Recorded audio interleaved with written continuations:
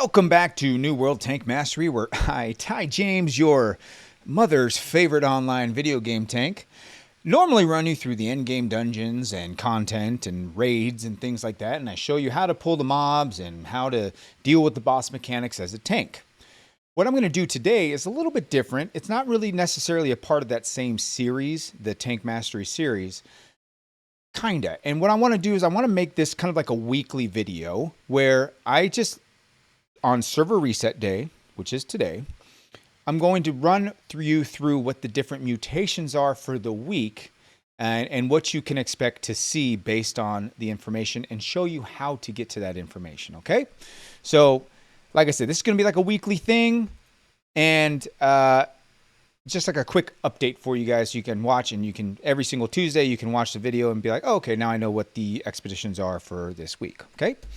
So we're going to go into our menu here and we're going to click on activities. Click on mutated expeditions. Okay, so the 3 mutated expeditions this week is the Depths, the Lazarus Instrumentality, and Barnacles and Black Powder. This is a key one as a tank because this is where you get your wonderful Void Dark Plate. Let me see if I can show you guys right here. This is where you get your wonderful Void Dark Plate artifact. Okay. Best in slot to add to it right now for season 9. Obviously in 6 days we have season 10 coming, but right now Vital Synergy would be your best in slot to add to it. Okay, so that's what comes from Barnacles and Black Powder. So this is how you kind of find out how you're going to tank it. So let's just click on Barnacles and Black Powder. Now if we look at the top right here, we have the mutation is Hellfire, meaning the enemies are going to have the following perks. Explosive, so the enemies are going to explode upon death, dealing 70% base fire damage in a small little area, which is super annoying. It usually knocks you down too. Fiery 1, enemies apply burn on hit, dealing 4% base fire damage over time. Inflamed, enemies cast a burn zone on attacking players, dealing 20% base fire damage over time. Ignited, enemies deal 50% of all damage as fire damage. Okay, so what items have a chance to drop in this mutation? Flame Attunement, which is attacks deal 14% weapon damage as fire, so on weapons, and Flame Conditioning, so flame absorption. So those are like the type of items that you're going to see in this mutation level, right? Now, if you do an M2 dungeon, not only do you have that Hellfire, but Inflamed goes from Inflamed 1 to Inflamed 2. So now they do 40% fire damage over time. And then Fiery 2, they do a burn on hit, dealing 4 to 8% fire damage over time. So it's just an increase in scale and damage. And then 50% of their damage is still fire damage. And then they still have explosive, right? And then you look right here. Indomitable. So on top of the fire stuff from Hellfire, they also now have Vampiric 2. So the enemies are going to heal for 20 to 40% of their damage done. Phalanx, enemies cast a shield that blocks player projectiles. So they can cast a shield for range damage. So more than likely, it'd be better to have your DPS be melee in this particular mutation, M2. Let's click on M3. So not only do they have a Inflame 2, Fiery 2, Explosive, Ignited, they also have Vampiric 2, Phalanx, and then they get Fiendish. So you as a player have the following debuffs. Weary. You periodically get Weary applied to you in combat, which slows your movement by 30% and increases all damage you take by 20%. Now, this effect can be delayed by using abilities, but it cannot be cleansed. Okay, so you cannot cleanse this from you, but you can delay the effect. Okay, you also have Blood Offering. When you use ability, it applies a stack of offering, causing 4.5 max health fire damage over time to the player. So every time you use an ability, you get 4.5 max health as fire damage that can stack, and it can stack 3 times. So that'll put you at 13.5% health, max health fire damage when it's at full stacks, okay? And then all player damage has 25% lifesteal while affected. So if you are affected by Blood Offering, yes, you take 4.5% max health fire damage, but you also receive a 25% lifesteal. So if you're running something like Blood Drinker, or you're running any perks that have increase to lifesteal, it's just going to further increase the amount of health you get back. Okay, so that's what the mutations are for the expedition, which if you look, it's going to be the same for each expedition. So still Hellfire, you still have Indomitable. Let's look here at Lazarus. Same, right? So how you prepare. So Hellfire, if you notice, everything did fire damage. So one thing you can do is, like I said in that one tanking video, let's go to our storage over here real quick. So this is why you always want to make sure, let's look at our shields first. And so what we're looking for is a flame shield ward. So we're going to filter this out and put flame. Right, so I have one shield in here. Has enchanted ward, shield defense, sturdy energy, and 15% less fire damage. So that's the one I'm going to want to slot in when I go into that mutated dungeon.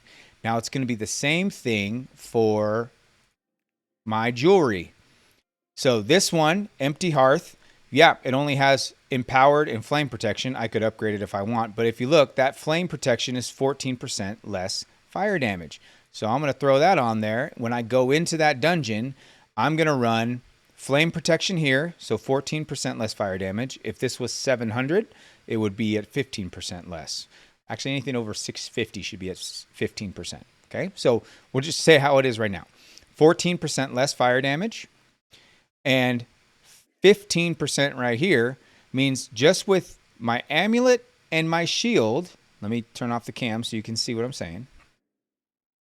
So with my amulet and my shield, I'm already at 29% less fire damage. Meaning that explosive or the hellfire damage, I'm already reducing my total amount of fire damage by 29% just with putting these two pieces of gear on. That's not even including adding a gem, which we'll do right now. I'll show you.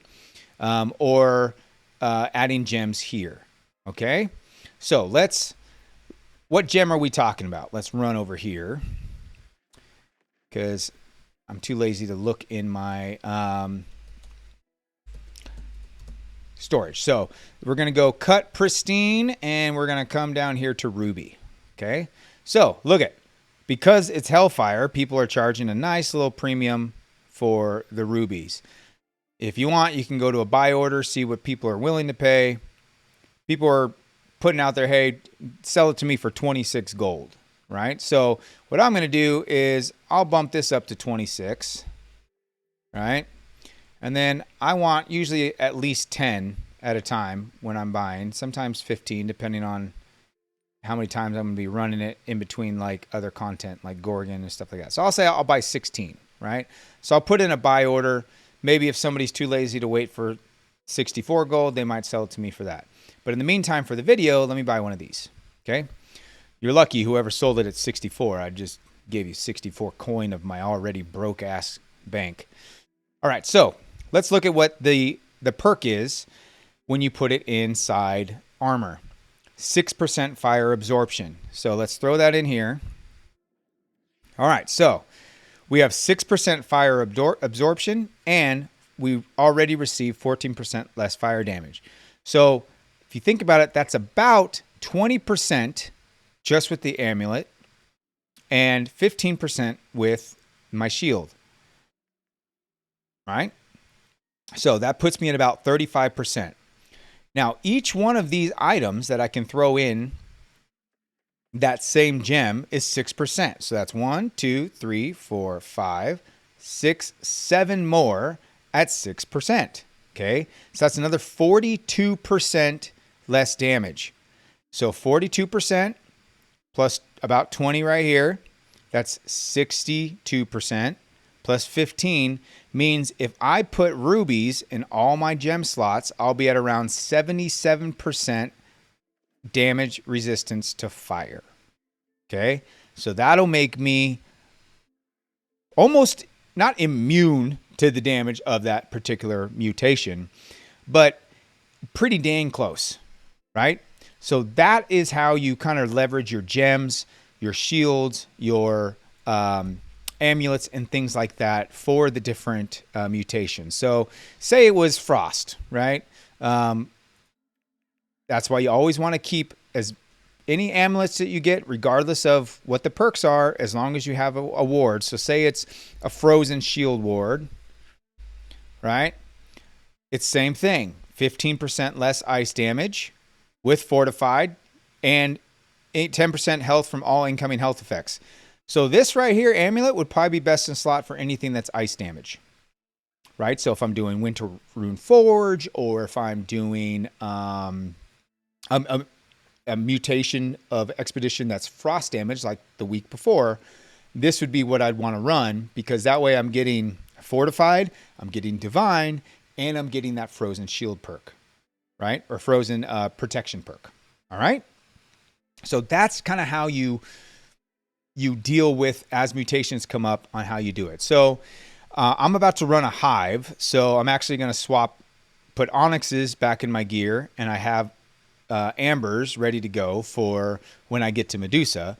So I'm going to swap out these gems back for onyxes so I can deal with Echidna, Typhon, and all the little trash mobs.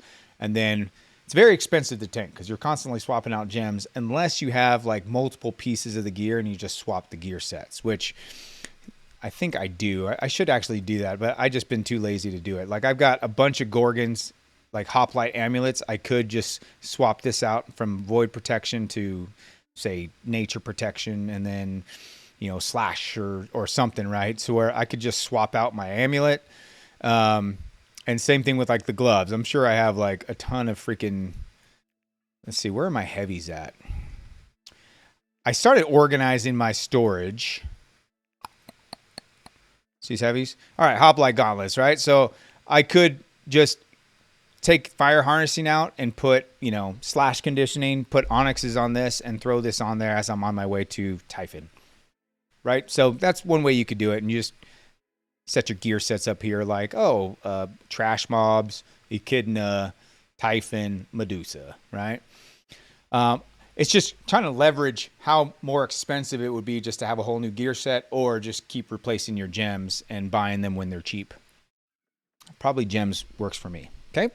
So that is a quick basic breakdown on how you deal with what the mutations are this week. And I will be posting, I'm going to go ahead and run a hive right now because I have a group waiting for me. But once I'm done with that, I will go ahead and run a depths for you guys, mutated, because I think that's one of the ones we haven't done in our series, so that you guys have that. And I will see you guys next week for next week's list of expeditions that are mutated, and kind of break it down, how to deal with those and what you need to change out in your gear to ensure your survivability in those mutations. If you have any questions or anything, go ahead and throw it down in the comments. Thank you guys so much for all the love you guys have sent to all these videos. I really, really, really do appreciate it. Thank you guys for that join Discord. It's a great Discord. There's a lot of MMO players and other video game players in there, not just from New World. But there is a ton of people from New World in there. So no matter what server you're on, I'm sure you can find somebody to play with. But I'm also available at any time on Discord for you to hit up. Just message in Discord, and you'll see I pretty much reply to everybody and message everybody inside of our Discord. So hit us up on that. Like that video if you got any value today, and hit subscribe. And do not forget, as always, say hi to your mom for me. See you guys later.